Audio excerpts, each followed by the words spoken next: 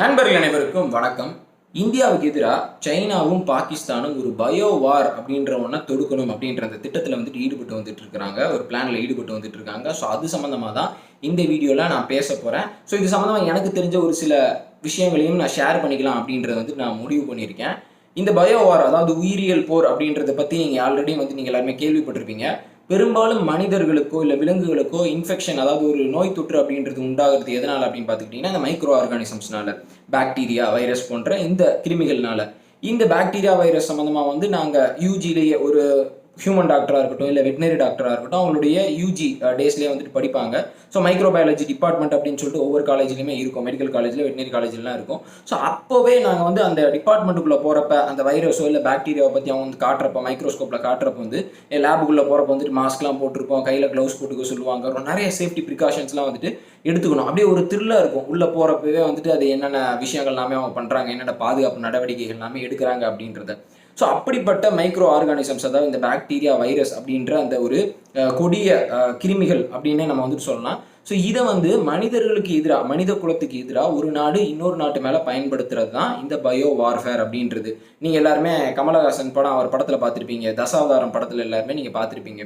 So பெரும்பாலும் இந்த bio வார்ஃபேருக்கு பயன்படுத்தக்கூடிய அந்த ஆர்கானிசம்ஸ், அந்த கிருமிகள் அப்படின்றது விலங்குகள்லேருந்து மனிதனுக்கு பரவக்கூடிய ஒரு ஆர்கானிசமாக தான் இருக்கும். ஏன்னா மனிதனுக்கு ஏற்கனவே பரவக்கூடிய அந்த ஆர்கானிசம்ஸ் அப்படின்றது, அந்த பாக்டீரியா வைரஸுக்கு ஏற்கனவே நிறைய மருந்துகள், மருத்துவ அந்த ஃபெசிலிட்டிஸ் எல்லாமே வச்சிருப்பாங்க. ஆனால் விலங்குகள்லேருந்து புதுசாக மனுஷனுக்கு நிறைய நோய் தொற்று அப்படின்றது தொடர்ச்சியாக வந்துகிட்டே இருக்குது. இப்போ இந்த கொரோனா வைரஸ் பேண்டமிக் கூட நம்ம ஒரு ஜூனாட்டிக் டிசீஸ் அப்படின்னு சொல்லலாம். ஸோ இப்படி புது ஆராய்ச்சியில் நிறைய நாடுகள் ஈடுபட்டு வந்துட்டு இருக்காங்க. நிறைய நாடுகள் பயோ வார்ஃபேர் ப்ரோக்ராமை வச்சிருப்பாங்க, சீக்ரெட்டாக வச்சிருப்பாங்க, வெளியே அக்செப்ட் பண்ணிக்க மாட்டாங்க. இந்தியாவாக இருக்கட்டும், அமெரிக்காவாக இருக்கட்டும், ரஷ்யா, அப்புறம் சைனா, எல்லா நாடுகளுமே. ஆனால் ஒரு சில நாடுகள், பாகிஸ்தான், சைனா, அப்புறம் நார்த் கொரியா போன்ற நாடுகள், ஈரான் போன்ற நாடுகள் இதை அவங்கள மித்த நாடுகளை பிளாக்மெயில் பண்ணுற மாதிரி, இல்லை நம்மளுக்கு இப்போ சைனா அமெரிக்காவோட கம்பேர் பண்ணுறப்போ பவர் கம்மினா, இந்த பயோ வார்ஃபேர் ப்ரோக்ராம் மூலியமாக சைனா அமெரிக்கா பிளாக்மெயில் பண்ணுறது, சைனா பிளாக்மெயில் பண்ணுறது. அதே மாதிரி பாகிஸ்தான் இந்த விஷயத்தை கையில் எடுத்துக்கிட்டு ஒரு நியூக்ளியர் வெப்பன் மாதிரி தான் இதுவும். ஸோ இதை எடுத்துகிட்டு நம்மளை பிளாக்மெயில் பண்ணுறது, ஈரான் அமெரிக்காவை பிளாக்மெயில் பண்ணுறது. ஸோ இந்த மாதிரி ஒரு தவறான காரியத்துக்கு அவங்க செய்கிற தவறை நியாயப்படுத்துறதுக்காண்டி யாரும் தட்டி கேட்டக்கூடாதுன்னு சொல்லிட்டு சைனா, நார்த் கொரியா, பாகிஸ்தான் போன்ற நாடுகள் இந்த செயலில் ஈடுபட்டு வந்துகிட்டு இருக்காங்க.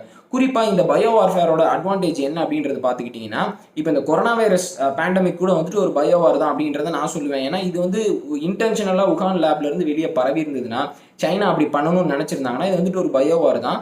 இப்போ பாருங்க, அதனால உலகம் எவ்வளோ பாதிப்படைஞ்சிருக்கு அப்படின்னு சொல்லிட்டு. ஸோ ஒரு துப்பாக்கி குண்டு கூட யூஸ் பண்ணாமல், பெரிய செலவு எதுவுமே இல்லாமல் அவங்க லேப் ரிசர்ச் மூலியமாகவே இவ்வளோ பெரிய ஒரு காரியத்தை சைனா செஞ்சுருக்கிறாங்க. அப்போ இந்த பயோ வார்ஃபேரில் இருக்கக்கூடிய பெரிய அட்வான்டேஜ் என்ன அப்படின்னு பார்த்துக்கிட்டிங்கன்னா, நேரடி யுத்தத்தில் நம்ம செலவு பண்ணுற அளவுக்கு பெரிய பணம் அப்படின்றத செலவு பண்ணணும் அப்படின்ற அந்த அவசியம் இல்லை. பொருளாதார ரீதியில் ஒரு நாட்டை இந்த பயோ வார்ஃபேரின் மூலியமாக அப்படியே பெரிய நெருக்கடிக்கு உள்ளாக்கலாம் அப்படின்றத டவுட்டே இல்லாமல் சொல்லலாம். ஸோ இப்போ இந்த சூழ்நிலையில் சைனாவும் பாகிஸ்தானும் என்ன பண்ணி வந்துட்டு இருக்காங்க அப்படின்னு பார்த்துக்கிட்டிங்கன்னா, இந்தியாவுக்கு அகேன்ஸ்டாக ஒரு முக்கியமான ஒரு ஆர்கானிசம் டெவலப் பண்ணி வந்துட்டு இருக்காங்க. பயோ வார்ஃபேர், அந்த உயிரியல் போர் அப்படின்றத தொடுக்கிறதுக்காண்டி. இது ஏற்கனவே சைனாவுக்கும் பாகிஸ்தானுக்கும் நியூக்ளியர் ப்ரோக்ராம் அப்படின்றத டெவலப் பண்ணியிருக்காங்க. ஸோ அதனால் நம்மளுக்கு நிறைய டவுட்டே இல்லை, அவங்க ரெண்டு பேர் கண்டிப்பாக அந்த வேலையெல்லாம் செஞ்சு வந்துட்டு இருப்பாங்க அப்படின்னு நம்மளுக்கு தெரியும். இப்போ இந்த இடத்துல நம்மளுக்கு என்ன ஸ்பெசிஃபிக்காக தெரிய வந்திருக்கு அப்படின்னு பார்த்துக்கிட்டிங்கன்னா, அவங்க என்ன ஆர்கானிசமில் இந்தியாவுக்கு அகேன்ஸ்டாக ஒர்க் பண்ணிட்டு இருக்காங்க அப்படின்றது. குறிப்பாக அவங்க என்ன ஆர்கானிசமில் ஒர்க் பண்ணிட்டு இருக்காங்க அப்படின்னு பார்த்துக்கிட்டிங்கன்னா, பேசிலஸ் ஆந்த்ராசிஸ் அப்படின்ற ஒரு பாக்டீரியால தான் ஒர்க் பண்ணிட்டு இருக்காங்க இந்தியாவுக்கு அகேன்ஸ்டா.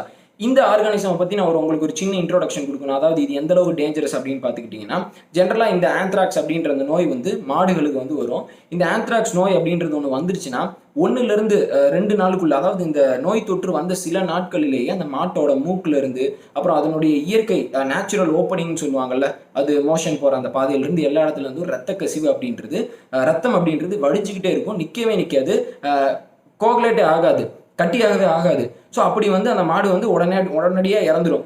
அந்த மாட்டை அதாவது அந்த சுற்றி இருக்கிற பகுதியில் எல்லாத்துலேயுமே அந்த பாக்டீரியா, அந்த பேசிலஸ் ஆந்த்ராசிஸ் அப்படின்ற அந்த ஸ்போர் நீண்ட வருஷங்களுக்கு இருக்கும். அதாவது அந்த இடத்த குறிப்பாக காலியே பண்ண சொல்லிடுவாங்க. இல்லை அந்த மாடு இறந்ததுக்கப்புறம் அந்த இடத்த பெரிய டிஸ்இன்ஃபெக்டன்ஸ்னால பெரிய அளவுக்கு க்ளீன் பண்ணுவாங்க, அந்த இடத்த தூய்மைப்படுத்துவாங்க. அந்த மாட்டை அடக்கம் பண்ற இடம் வந்து ரொம்ப தூரம் தள்ளி, பொதுமக்கள் வசிக்கிற எல்லா பகுதியையும் விட்டு தள்ளி, கிரவுண்ட் வாட்டர் எந்த இடமும் இல்லாத ஒரு இடத்துல குழி தோண்டி அந்த இடத்துல நிறைய டிஸ்இன்ஃபெக்டன்ட்டை வந்துட்டு போட்டுட்டு அதன் மேல வந்து இந்த மாடை போட்டு அதற்கு மேல டிஸ்இன்ஃபெக்டன்ட்டை போட்டு அதுக்கப்புறம் நிறைய ப்ரிகாஷன்ஸ் எடுத்து தான் இந்த மாட்டை வந்துட்டு புதைப்பாங்க. ஏன்னா இந்த பேசிலஸ் ஆந்த்ராசிஸ் அப்படின்ற இந்த பாக்டீரியா வந்து ஸ்போர்ஸ் ஃபார்ம் பண்ணும். இந்த ஸ்போர்ஸ் அப்படின்றது வந்து ஒரு பாக்டீரியாவுக்கு சுற்றி இருக்கக்கூடிய ப்ரொடெக்டிவ் கவரிங், அதை அழிச்சிட முடியாது. அது மட்டும் இல்லாமல் அது ரொம்ப ஆண்டுகள், நான் ஏற்கனவே சொன்ன மாதிரி இந்த மண்ணில் ஸ்போர்ஸை வந்துட்டு இருக்கும். இப்படிப்பட்ட பேசிலஸ் ஆந்த்ராசிஸ்ல வந்து பாகிஸ்தான் ஒர்க் பண்றாங்க. அதாவது பேசிலஸ் ஆந்த்ராசிஸ்ல எக்ஸாக்டா அவங்க ஒர்க் பண்ணல. இது எல்லா நாடுகளுக்குமே தெரியும். ஏன்னா பெரும்பாலான நாடுகள் வந்து இந்த ஆந்த்ராக்ஸ்ல தான் வந்துட்டு ஒரு பயோ வெப்பனா எப்படி பயன்படுத்துறது அப்படின்றதுல ஒர்க் பண்ணியிருக்காங்க. இவங்க என்ன பிளான் பண்ணிட்டு இருக்காங்கன்னா, இந்த பேசிலஸ் ஆந்த்ராக்சிஸ் மாதிரியே பேசிலஸ் துரிஞ்சியன்சிஸ் அப்படின்ற இன்னொரு ஜீனஸ் ஸ்பீசிஸ்ல வந்துட்டு இவங்க ஒர்க் பண்ணிட்டு இருக்காங்க. இது வந்து இந்தியா மேல தொடுத்தா இந்தியாவில் என்ன விதமான பாதிப்பு ஏற்படும், இந்தியாவில் வந்து எந்த விதமான ஒரு எஃபெக்ட் அப்படின்ற ஒன்று வரும், இதை பண்ண முடியுமா அப்படின்ற ஒரு ஆராய்ச்சியில் ஈடுபட்டு வந்துட்டு இருக்காங்க. ஸோ அப்போ நம்ம என்ன நினைப்போம், இந்த மாதிரி இனிஷியலாக அப்படி ஒரு நோய் தொற்று அப்படின்ற ஒன்று வருது, இந்த பேசிலஸ் ஆந்த்ராசிஸ் அப்படின்ற இந்த ஆந்த்ராக்ஸ் அப்படின்றது ஹியூமன்ஸ்ல வந்து பயங்கரமான காய்ச்சல், அப்புறம் தலைவலி, அப்புறம் வந்து நெஞ்சடைப்பு, பயங்கரமான இருமல், இந்த மாதிரியான ஒரு ரெஸ்பிரேட்டரி சிம்டம்ஸ் எல்லாத்தையுமே காஸ் பண்ணும். கியூட்டேனியஸ் ஃபார்மும் இருக்கு.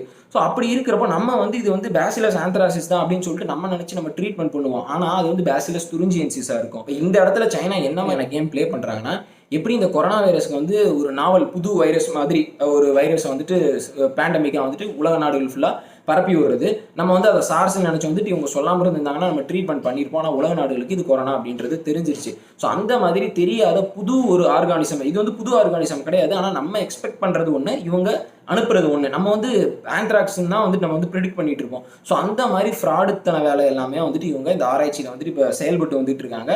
இவங்க வந்து இது ஒரு 3 வருஷம் ப்ராஜெக்ட் ஆகுமா. அதாவது இந்த உகான் லேப், இந்த உகான் வைராலஜி இன்ஸ்டிடியூட் தான் வந்து இந்த ப்ராஜெக்ட்டுக்கும் வந்துட்டு பாகிஸ்தானுக்கு முழு உதவி பண்ணிட்டு இருக்காங்க. முழு உதவினா ஃபைனான்சியல் ஹெல்ப்ல இருந்து, சயின்டிஸ்ட் ஹெல்ப்ல இருந்து, டெக்னாலஜி ஹெல்ப்ல இருந்து எல்லா உதவிகளையுமே வந்துட்டு இவங்க பாகிஸ்தானுக்கு கொடுத்து வந்துட்டு இருக்காங்க இந்த ப்ராஜெக்ட்டுக்காண்டி. இந்த ப்ராஜெக்ட்ல பாகிஸ்தான்ல யார் இன்வால்வ் ஆயிருக்கா அப்படின்னு பார்த்துக்கிட்டீங்கன்னா, பாகிஸ்தான் மிலிட்டரிக்கு கீழே இருக்கக்கூடிய defence science and technology organisation, முழுக்க முழுக்க பாகிஸ்தான் மிலிட்டரியோட கட்டுப்பாட்டு கீழே இருக்கிறது. ஸோ இவங்க வந்து சிவிலியன் கவர்மெண்ட்டுக்கே இந்த விஷயம் என்ன நடக்குது அப்படின்றது தெரியாத அளவுக்கு செய்து பெர்ஃபெக்டா, அதாவது என்னென்ன பண்ணணும் இந்தியாவுக்கு அகேன்ஸ்டா அப்படின்ற விஷயத்த செய்து வந்துட்டு இருக்கிறாங்க அப்படின்றத வந்துட்டு சொல்றாங்க. சரி, இப்படிப்பட்ட ஒரு ப்ராஜெக்டை வந்து ஏன் சைனா அவங்க நாட்டில் பண்ணல? அதற்கு முக்கியமான காரணம் என்ன சொல்றாங்கன்னா, சைனாவில் ஏற்கனவே கொரோனா வைரஸ் பேண்டமிக் அப்படின்றது வந்து அது வந்து உலக நாடுகள் எல்லாத்துக்குமே தெரிஞ்சு சைனா வந்து ஏற்கனவே ஏகப்பட்ட திட்டு வாங்கிட்டு இருக்கு உலக நாடுகள் மத்தியில். ஸோ இந்த சூழ்நிலையில் இப்படிப்பட்ட ஒரு ப்ராஜெக்டை அவங்க உஹான் லேப் வந்து கையில் எடுத்தாங்கன்னா, அதாவது ஏற்கனவே மேலை நாடுகள் எல்லாமே வந்துட்டு உஹான் லேபை வந்துட்டு நாங்கள் இன்ஸ்பெக்ட் பண்ணி ஏகப்பட்ட விஷயங்கள் எல்லாமே சொல்லி வந்துட்டு இருக்காங்க. ஸோ அதனால அவங்களோட செகண்டரி பிளாட்ஃபார்ம் பாகிஸ்தானை வந்துட்டு அவங்க யூஸ் பண்ணி வந்துட்டு இருக்காங்க. இதுக்கு இன்னொரு காரணமும் சொல்றாங்க என்னன்னா, இப்போ வந்து இந்த மாதிரி சைனாவில் வந்துட்டு நம்ம ரிசர்ச் பண்ணால் அங்கே இருக்கக்கூடிய மக்களுக்கு பாதிப்பு ஏற்படும், இல்லை அவங்களுக்கே பெரிய தொற்று இந்த மாதிரி வர்றதுக்கான வாய்ப்புகள் எல்லாமே இருக்குது. அதனால பாகிஸ்தான் வந்து நம்மளுடைய வேலைக்கார மாதிரி தானே, ஸோ அவனை வந்து நம்ம பயன்படுத்திக்கலாம் அப்படின்றதுல இப்போ வந்து சைனா வந்து முனைப்பு காமிச்சு வந்துகிட்டு இருக்காங்க. குறிப்பாக பாகிஸ்தானில் இதற்கான அடிப்படை கட்டமைப்புகளே இல்லை. அதாவது இப்போ ஒரு வைரஸையோ இல்லை பாக்டீரியாவையோ ஹேண்டில் பண்ணணும்னா, இப்போ எபோலா வைரஸ் வந்து எபோலா காஸ் பண்ணுற அந்த வைரஸ் வந்து ஹேண்டில் பண்ணணும்னா பயோசெக்யூரிட்டி பயோசேஃப்டி லேப் 1, 2, 3, 4ன்னு சொல்லுவாங்க. ஸோ இப்போ எபோலாக்கெல்லாம் பயோசேஃப்டி லேப் 4 வந்துட்டு தேவை. ஒரு சில ஆர்கானிசம்க்கு வந்துட்டு பயோசேஃப்டி லேப் 3 தேவை. ஆனால் பாகிஸ்தானில் அந்த மாதிரி பெரிய கட்டமைப்பு எதுவுமே இல்லை. அவங்க வந்து ஒரு பாக்டீரியாவையோ வைரஸையோ வந்துட்டு போதுமான ஃபெசிலிட்டி இல்லாத ஒரு லேப்ல வந்து ஆராய்ச்சி பண்ணி வந்துட்டு இருக்காங்க. ஸோ அதனால அந்த நாட்டு மக்களுக்கே பாதிப்பு ஏற்படக்கூடிய வாய்ப்புகள் நிறையா இருக்கு அப்படின்றதையும் வந்து சொல்லி வந்துட்டு இருக்காங்க. இந்தியா என்ன நம்புறாங்கன்னா, குறிப்பாக இந்த விஷயத்துல வந்து சைனாவும் பாகிஸ்தானும் இந்தியாவுக்கு அகேன்ஸ்டாக தான் செயல்படுறாங்க அப்படின்றத இந்தியா நம்புறாங்க. ஏற்கனவே கிரிமியன் காங்கோ ஹெமரேஜிக் ஃபீவர் அப்படின்ற அந்த ஒரு வைரஸில் வந்து சைனாவும் பாகிஸ்தானும் வந்துட்டு ஒருங்கிணைஞ்சு செயல்பட்டு இருக்காங்க. ஸோ இந்த விஷயம் பேசிலஸ் துரிஞ்சியன்சிஸ் அப்படின்றது ஒரு ஸ்போர் ஃபார்மிங் பாக்டீரியா. அது வந்து இந்தியன் சாயிலில் எத்தனை ஆண்டு காலம் இருக்கும், எப்படி பெரிய அளவுக்கு நோய் தொற்று ஏற்படும் அப்படின்றதுல இவங்க ஃபோக்கஸ் பண்ணி இப்போ ஒர்க் பண்ணிட்டு இருக்காங்க. இப்போ சைனா பாகிஸ்தான் மட்டும் இல்லை, உலக நாடுகள் எல்லாமே வந்து சைனாவை இந்த பயாலஜிக்கல் வார்ஃபேரில் பயோ வாரில் வந்து பெரிய அளவுக்கு ஆராய்ச்சி அப்படின்றத செய்து வந்துட்டு இருக்காங்க அப்படின்னு சொல்லிட்டு உலக நாடுகள் எல்லாமே சைனாவை குற்றம் சாட்டி வந்துட்டு இருக்காங்க, குற்றம் சுமத்தி வந்துட்டு இருக்காங்க. சரி, இப்போ நம்ம வந்து இந்தியாவை எடுத்துக்கோமே. இப்போ வந்து சைனா வந்து இப்போ பாகிஸ்தான் வந்து நம்ம மேலே ஒரு பயோவார் அப்படின்றது ஒன்று தொடுக்குறாங்கன்னா, நம்ம வந்து பதிலுக்கு அவங்க மேலே பயோவார் அப்படின்றத பண்ணுறதுக்கு தேவையான எல்லா விஷயங்களுமே நம்ம கிட்ட இருக்கு. பயோசேஃப்டி லேப் வந்து இருக்கிறதுலே, அதாவது உலக தரத்தில் நிறைய பயோசேஃப்டி லேப்ஸ் வந்து இந்தியா கிட்ட இருக்கு. இந்தியாவில் இருக்கக்கூடிய அந்த R&D டிபார்ட்மெண்ட், அதாவது குறிப்பாக வந்து இப்போ இந்த கொரோனா வைரஸ் வேக்சினேஷன்லேயே நம்ம எவ்வளோ சீக்கிரமாக ஒரு வேக்சினை கொண்டு வந்தோம் அப்படின்றத வந்து நீங்கள் பார்த்துருப்பீங்க.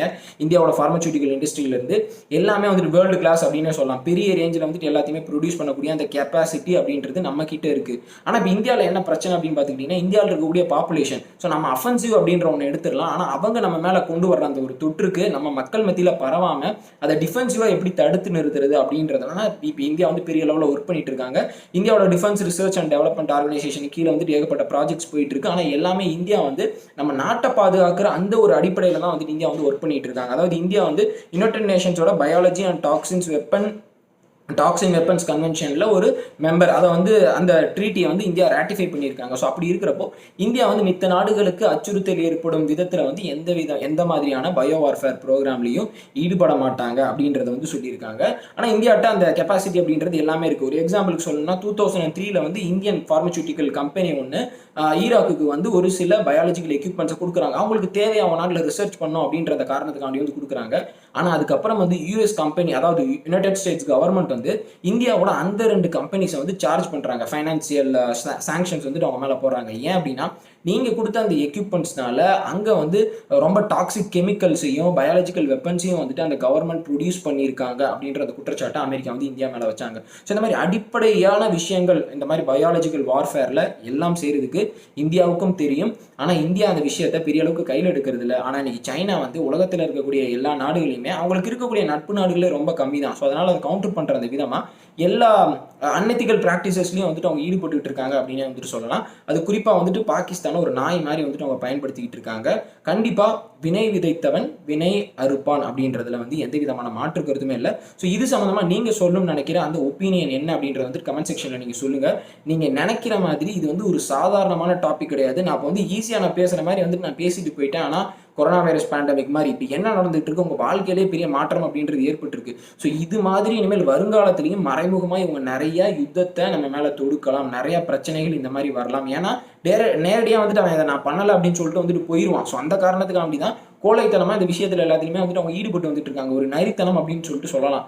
ஸோ இதை வந்து உங்கள் நண்பர்கள்ட்ட ஷேர் பண்ணுங்க, அவங்க வந்து தெரிஞ்சுக்கிட்டோம். ஸோ இந்த பயாலஜிக்கல் வார்ஃபேர் சம்மந்தமாக பேசுறதுனாலே ஏகப்பட்ட விஷயங்கள் வந்து பேசிகிட்டே இருக்கலாம்.